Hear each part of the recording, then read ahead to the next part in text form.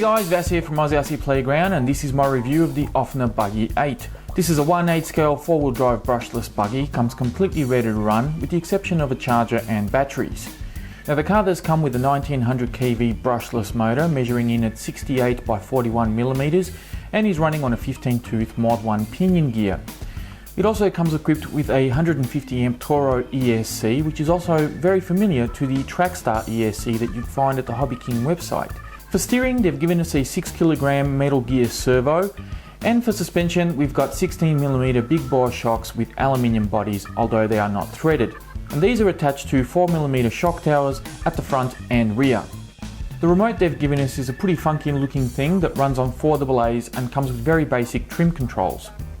Right, so before we get started, I just want to point out that in the video description there are links to all the videos relating to this buggy, as well as a bit of a paragraph or two of information and the backstory of everything that's happened with the car. This is one of those RCs where a lot has happened, and I'm going to be a little bit brief about listing everything that happened to the car. So if you guys want to know things in a little bit more detail, make sure you check out the video description. There's a bit of information in there. I've taken the time to give you guys a bit of a backstory on the car. So the Buggy8, 350 bucks from Tower Hobbies. Is this thing really worth the money? I'm going to say no. Quite simply, there's just too many problems with this car, and I'm going to point it out to you. First and foremost, the tyres, without a doubt, the worst tyres I've ever seen on an RTR. They wore out after like 1 or 2 battery packs. I mean, when I say they wore out, I mean they went bald. It's completely unacceptable. I've never seen tyres like this. You can get tyres that offer poor grip, they're too soft or too hard for the terrain that you're running them in. But to have them go bald after 1 or 2 packs, that's nothing short of criminal from Ofna. It's just terrible. So for me, the tyres, nothing more than chew toys for a pet dog. That's really all they are. Rod ends on the shocks kept breaking on me. I went through 5 of them. I ended up ordering some from Ofna when I broke the first one, and they give you a packet with a whole bunch of rod ends and a few other bits and pieces for your shocks. I replaced all the ones that came with the pack, until eventually I decided, nah, this isn't working, so I went and got some Tim associated ones. This is a spare pack. I've got 4 already mounted on the shocks here, and actually these aren't a perfect fit. You're going to need to bore out the holes a little bit if you want to get Tim associated ones. There are other brands out there. You don't have to get these, but I got these. They're like $4 or $5 a pack, and I just bored them out just a little bit. You don't need to get a great big drill. It's just a little thing, and they fitted on fine, and they work perfectly fine. So just a slight modification to get them fitted on there, but worth the trouble, to be honest, because they're holding up perfectly fine. Shock towers, 4mm pressed aluminium shock towers. Terrible, really soft. Both of these bent inwards. I had to take them out, straighten them out, and put them back on the car. Team C do make upgrades for these. You can check out RC Mart, I think it is, they've got a Team C brand there, so you'll be able to buy shock towers for this if you want to upgrade. Personally, I don't think it's worth it, but because they are a little bit expensive. But if you really want to, you can do them. The body, as I take this off, I'm going to point out the body had to be trimmed straight out of the box. You can see that it curves on the front here, back inwards underneath all the steering at the front, and this was just too long. I had to cut it back, so pretty much every time I turned the wheels it would touch the body, it would rub. Really annoying. I had to cut it. Also the length had to be trimmed. I got a couple of bolts sticking out of the rear shock tower here. Every time I took the body on and off, it would catch on these bolts. It was really tricky to get it in without getting too much interference. So in the end, I just ended up cutting the length of it. So kind of a poor effort to have a body that doesn't fit quite right on a ready-to-run vehicle, but that's just one of those things. What else has gone wrong with this? Servo horn, stripped as well. I've got an aluminium one in here at the moment. The servo itself is okay, but the servo horn, a couple of dollars to replace that. I think honestly it cost me like $7 off eBay. So not a big deal, but again, another one of those things that you need to fix on the car.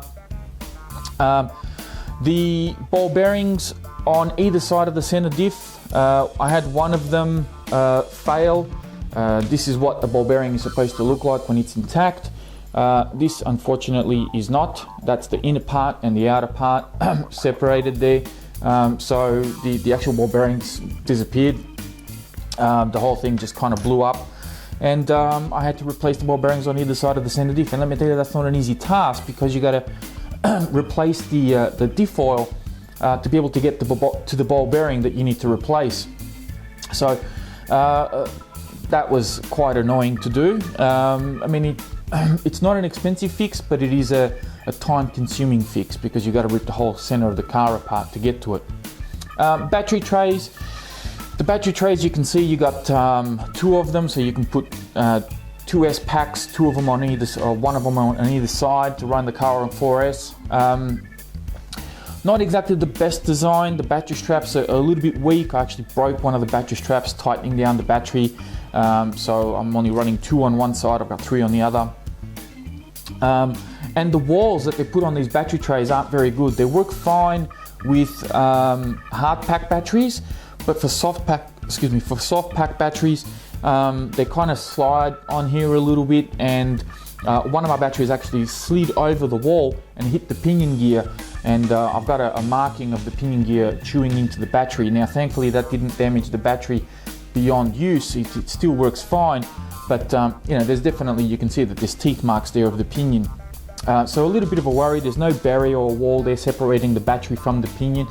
So you might want to maybe invest in some Velcro to strap the battery down to stop it from sliding around or something. That's just my advice to you guys. Before we get to the motor, which is the biggest deal breaker, I'm going to point out the remote. The remote, you know, it's got a little foam wheel that's not attached to the actual wheel of the remote.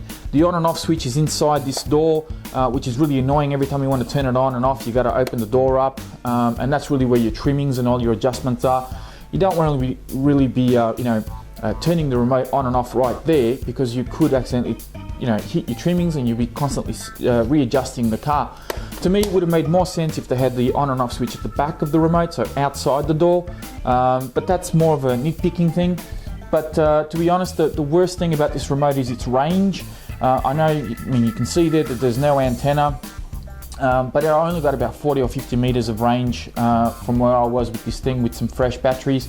So really disappointed with the remote. Personally, it's not a great unit. It's very simplistic in its you know, features, and the fact that I don't get much range out of it is really, you know, cutting down the need to use it. You know, it's just not ideal to have something like this on a 1/8 scale buggy. Now, what else? The motor. Getting down to the business end now. The motor that is supplied from Ofna with this car is just nothing short of terrible. 40 k's is top speed with stock gearing on 4S, 60 k's with stock gearing on 6S. I think you'll find that even some of the like HSP 1/8 scale buggies will be faster than that on 4S.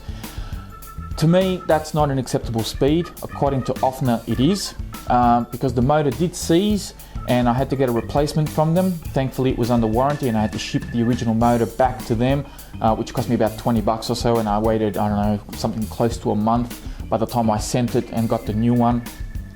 They did send me out a new one, so I do thank them for that.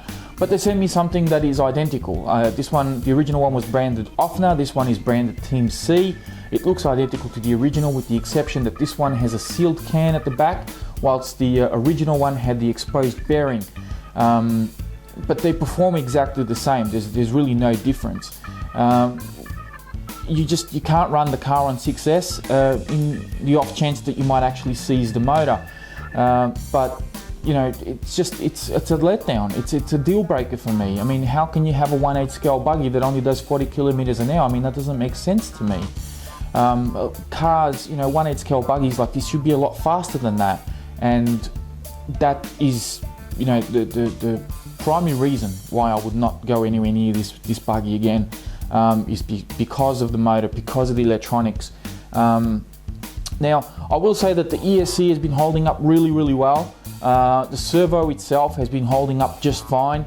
The shocks are actually really good and they performed very well. They're aluminium bodied, aluminium caps, Yeah, okay, they're not threaded, but that's really personal preference. Some people prefer the preload spacers, others prefer the threaded bodies. But you know, overall the shocks perform really well. The car does come installed with front and rear sway bars, so they're already on there, and they offer, you know, they add to the handling of the vehicle. But once, of course, you put better tyres on it, the stock tyres just aren't no good. They're just no good. The A-arms, your steering links, camber links, caster blocks, steering knuckles, all of these things, rear hub carriers, all of this type of stuff works fine. Even though they are plastic, they haven't broken on me, so thankfully they're okay. I did bend a rear dog bone. I can't remember which one it was, but it's got a slight bend in it. I straightened it out as best as I could, and it's fine. You know, dog bones will bend on a lot of RCs depending on how hard you are on them. But that's, again, another one of those things that's added to the list of bad stuff that's happened with this buggy. I think that's pretty much covered everything. I did sort of dislocate the center brace here. It's come out like it's broken where it's supposed to be bolted on, and it's come out from underneath this plate. You know, it's still okay. I can put it back into position and it'll work all right. Of course, I'll need to keep an eye on it to make sure that you know, it still keeps the integrity and the stiffness of the chassis intact. Overall, and summarizing on this buggy, guys, one of the main reasons obviously why I wouldn't go anywhere near it is because of the long list of problems that this car has got. The motor by far and away is the biggest problem. You know, the ESC is the diamond in the rough. It's the 150 amp Toro ESC, which is also known as a Trackstar ESC, and that works perfectly fine. It can run on 6S. But you know, why bottleneck it with a crappy motor? It just doesn't make sense to me. And then you have all these other little things that just, you know, by the time you spend a few bucks here and there upgrading, and you need to get new tyres, so new tyres are 50 bucks at least, and you're on $400, then you get a motor, that's another 100 bucks, that's $500. You're going to be looking at a whole new other range of 1/8 scale buggies. You know, if you want to upgrade your remote, you know, you could be looking at a few bucks, or you could be looking at another 100 bucks. The list goes on, and to me, this is a stay away. This is a I would not recommend. This is a I'm never going to buy this car again. And I personally, I can't rate it very highly at all. If I was to give it a score out of 10, this is only as good as, say, a 3 out of 10.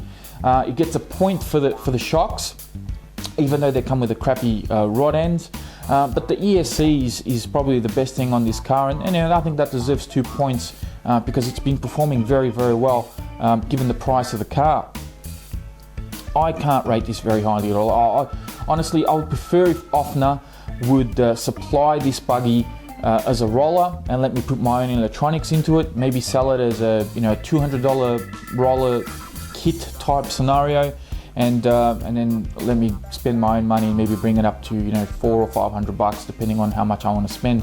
And then maybe it'll be a half decent kit. But as it is, having to take out so much stuff and having to replace everything, it's just not worth it. And you know, I'm sure I'm not the only guy out there that thinks like this about this car. I'm sure that there are other people out there that would rate this buggy as having a lot of issues and probably not worth the $350 price tag. But that's pretty much my review for this one, guys. Please be sure to check out the description for the rest of the details and some of the videos that I've got on this buggy. You know, if you like this video, please hit the thumbs up button. If you didn't like it, hey, hit the thumbs down button. And if you haven't already, make sure you guys subscribe so to keep you up to date with all the new videos I've got coming up. And as you can see, I've got a whole bunch of cars that I'm testing or have tested, and I've got a lot more on the way. You know, this is what this channel is all about, is you know, testing out a lot of new RCs that are out there on the market. So please hit the subscribe button. I thank you very much for watching, and I'll catch you next time.